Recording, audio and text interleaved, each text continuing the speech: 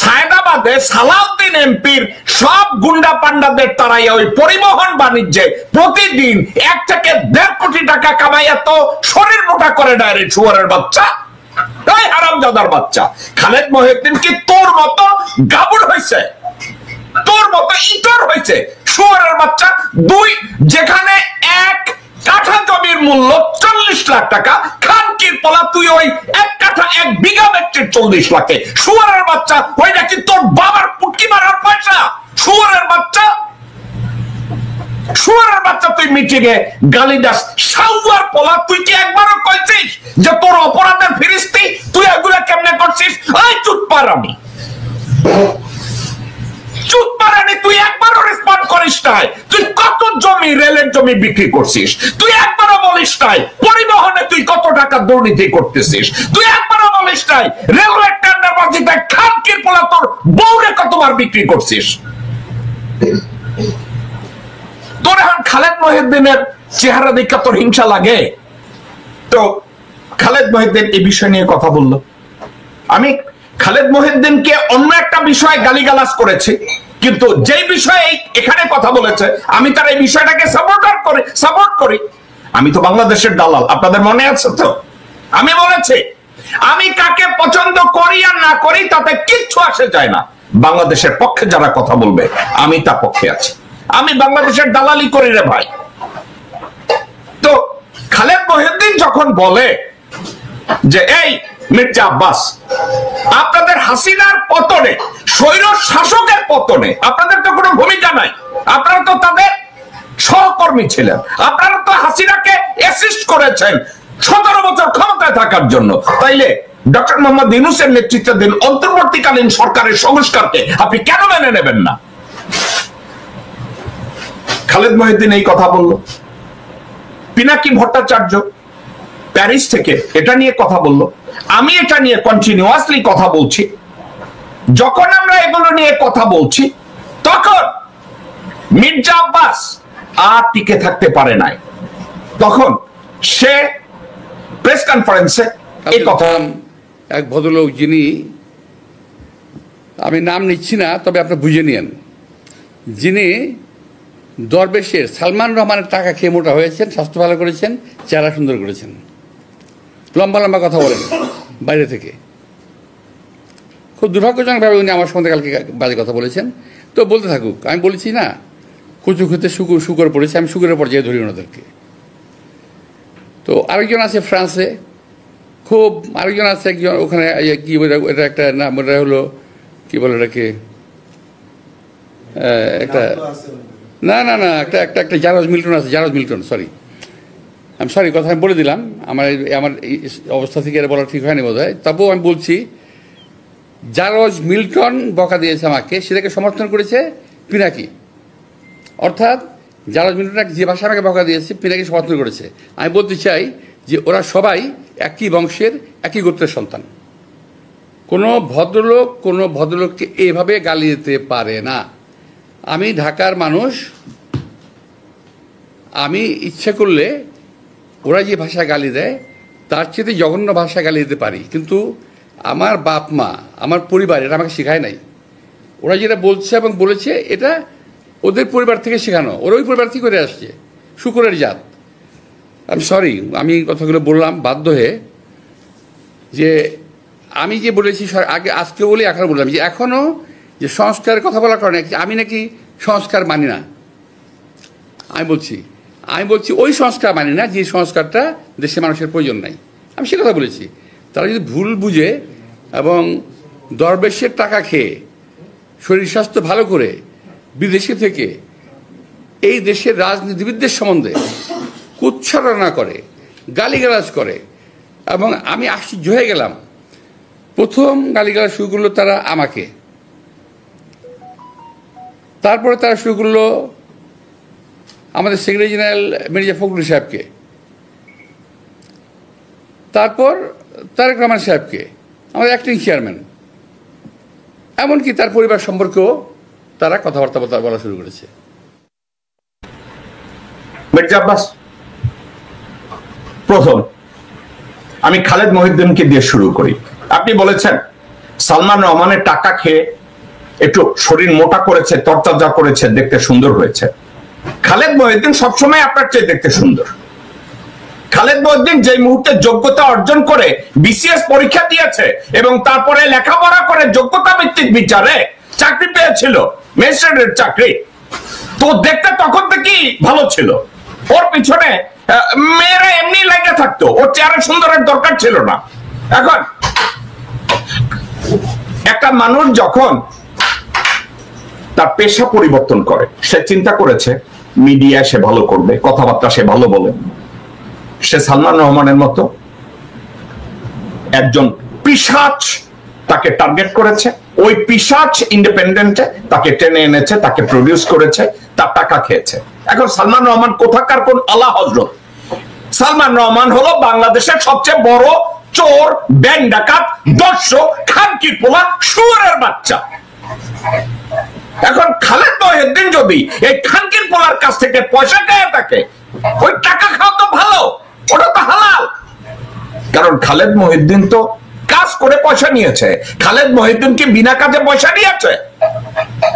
কিন্তু খালেদ মহিউদ্দিন কি তোমার মতো চাঁদাবাজি করে, জমি দখল করে, সায়দাবাদে সালাউদ্দিন এমপির সব গুন্ডা পান্ডাদের তারাই ওই পরিবহন বাণিজ্যে প্রতিদিন 1 থেকে 1.5 কোটি টাকা কামাইয়া তো শরীর মোটা করে ডাইরেক্ট শুয়ারের বাচ্চা, তাই হারামজাদার বাচ্চা?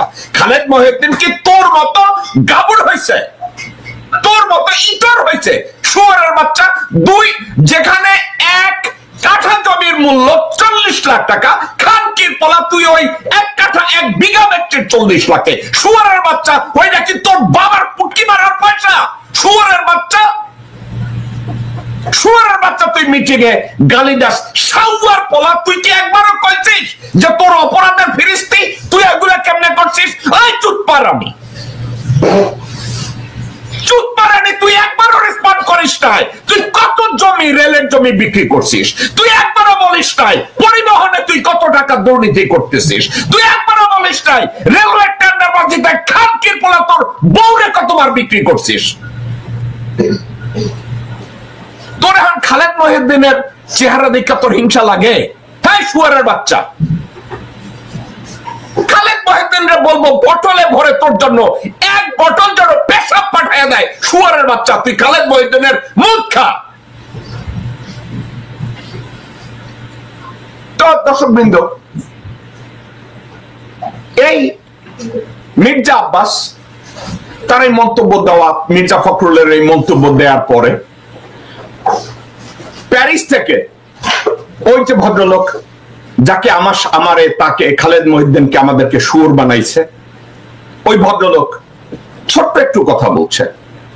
মির্জা আব্বাসকে গালি দিছে শুয়োরের বাচ্চা বলিয়া, তাই খুব ঘোষা হইছেন। আপনি রাজনীতি করতে আসবেন, গালি খাইবেন না? তাহলে মাস্টারি করেছিলেন, ওটাই করেন। ওবামাক ফিলিপাইনের প্রেসিডেন্ট বেশ্যার ছেলে বলে গালি দিছিল। পৃথিবীর সবচেয়ে ক্ষমতাধর লোককে বেশ্যার ছেলে বলে গালি দিছে, ওবামাক সহ্য করতে হয়েছে। দর্শকবৃন্দ, আমি পিনাকি ভট্টাচার্যের রেফারেন্সটা এই জন্য দিলাম। পিনাকি ভট্টাচার্য সৃজনশীল একটা রাজনীতি নিয়ে কথা বলেছে। সে কথাটা কি? কোন দেশে রাজনীতি যারা করে তাদের চামড়া হাতির বা গন্ডারের চেয়েও মোটা থাকতে হয়। এখন আরেকটা কথা, পিনাকি ভট্টাচার্যের কথাকে সম্মান করে পাশাপাশি আমি এ কথাটাও ইন্টারজেক্ট করে আমি বলতে চাই, মির্জা ফখরুলের মতো লোকজনরা সত্যিকার অর্থে যদি নীতিবান হয়, সত্যিকার অর্থে যদি সচ্চরিত্রবান হয়, সত্যিকার অর্থে যদি দেশপ্রেমিক হয়, পিনাকি ভট্টাচার্য, খালেদ মহিউদ্দিন অথবা যে কোন মিল্টনরা তাদেরকে তো বেশ্যার ছেলে বলবে না, তাদেরকে খানকির ছেলে বলবে না, তাদেরকে বেশ্যা বলবে না। আমরা তাদেরকে সালাম দেব, আমরা তাদেরকে ইজ্জত করব, আমরা তাদেরকে আহ্বান করব।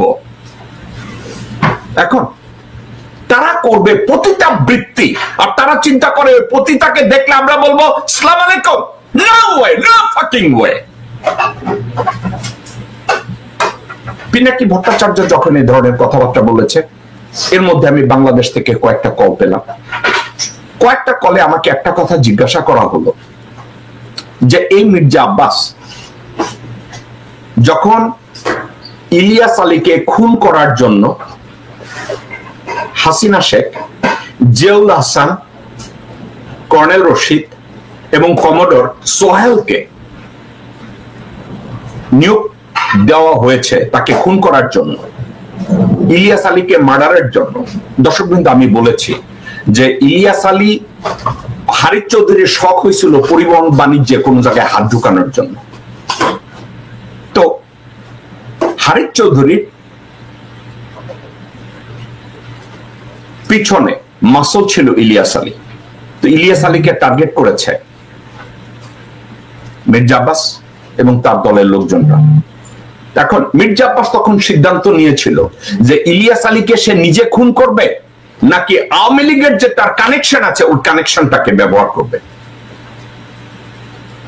এখন মির্জা আব্বাস পুরোপুরি শিওর ছিল যে তার লোক দিয়েই ইলিয়াস আলীকে খাইয়ে দেবে তারা। হাসিনাকে জিজ্ঞাসা করেছে, হাসিনার সাথে তার প্রতিদিন কথা হয়, পুলিশ কমিশনারদের সাথে তার প্রতিদিন কথা হয়, আলাপ আলোচনা হয়। একটা সিদ্ধান্ত হয় যে না, তারা ইলিয়াস আলীরে খাইয়া দিবে, মির্জা আব্বাস মিডিয়া কন্ট্রোল করবে। হাসিনা সিদ্ধান্ত নিল ইলিয়াস আলীকে গুম করবে এবং খেয়ে দেবে। ইলিয়াস আলীকে গুম করা হলো, ইলিয়াস আলীকে খুন করা হলো। এই গুম এবং খুনের সাথে major general Ziaul Hasan, colonel Rashid, comrade Sohel এবং তারেক সিদ্দিকী এরা একত্রে এই কাজটা নিখুঁত ভাবে করেছে। এবং কার ইচ্ছায় করিয়েছে? মির্জা আব্বাস। এই খুনের পিছনে কে? মির্জা আব্বাস। একজন খুনি তার কিছুটা চিহ্ন রেখে যায়।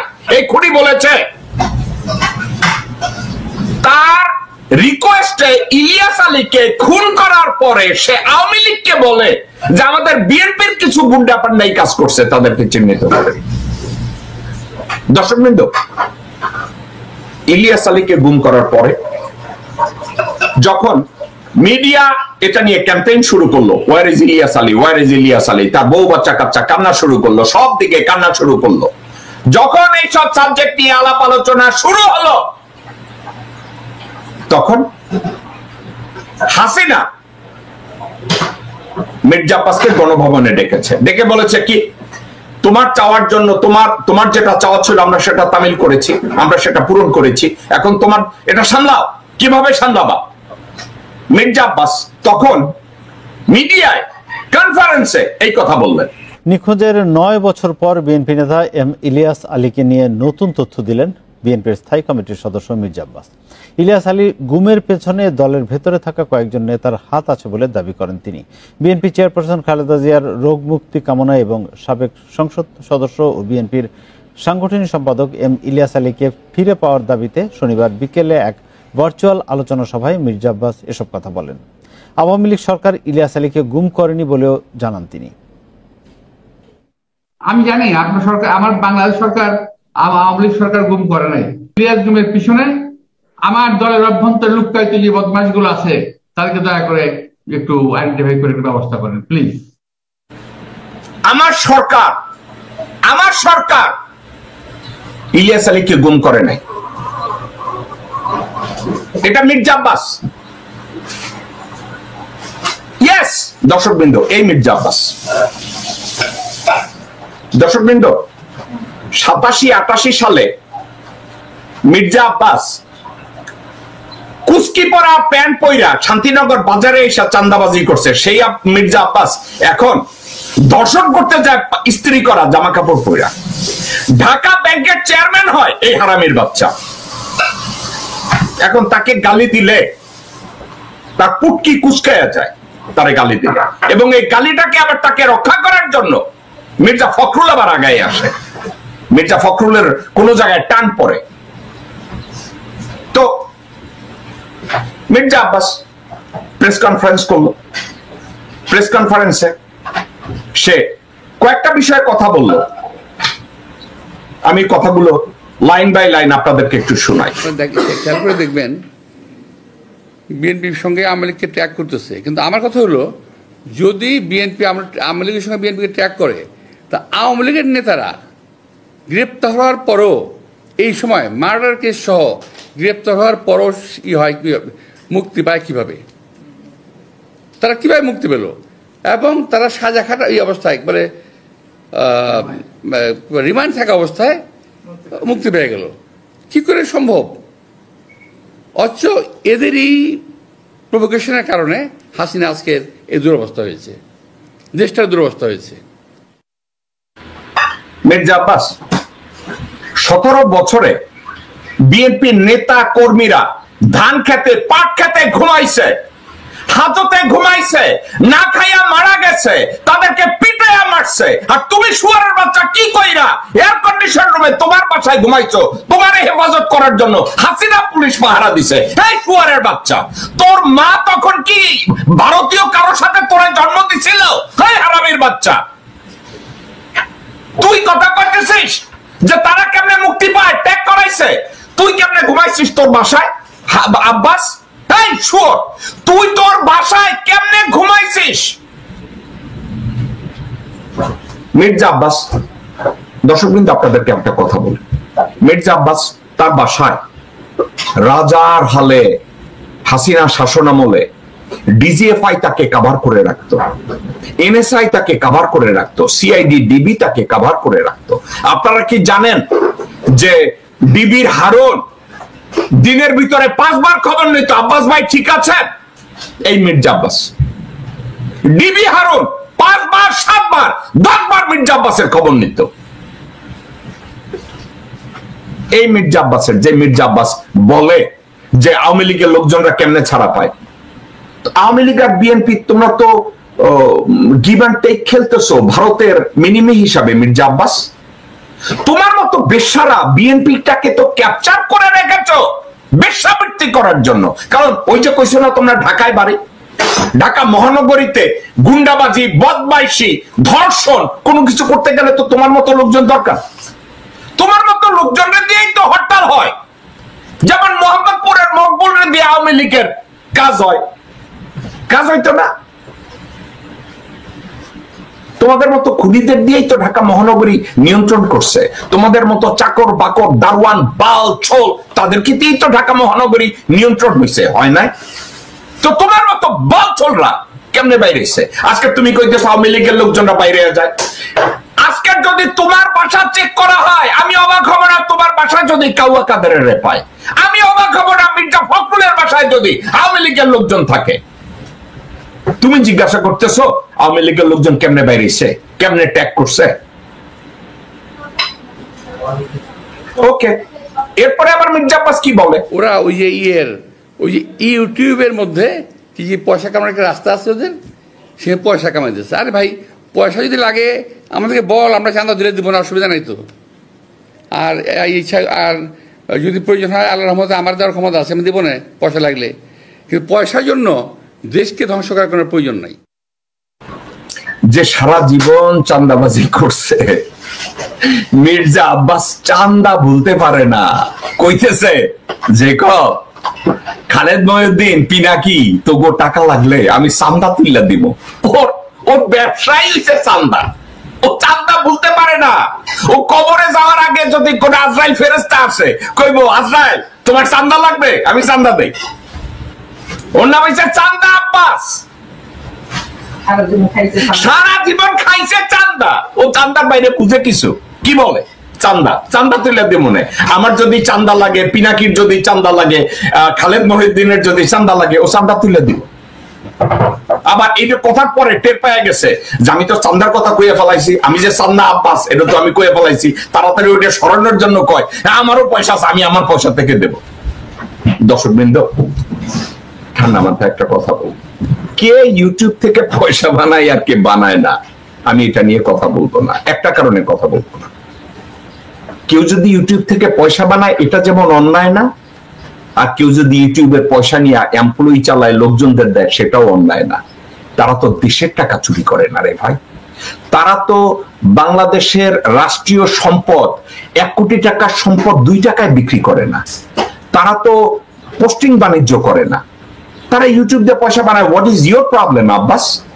তারা কি তোমার মতো চুরি করবে, তোমার মতো চান্দাবাজি করবে, তোমার মতো শেষামি করবে, নাকি তোমার মতো রাস্তাঘাটে কালুরে পাঠাইবো, তোমার বাইনা কালুরে পাঠাইবো, তোমার এপিএস সোহেলে পাঠাইবো? কোনটা?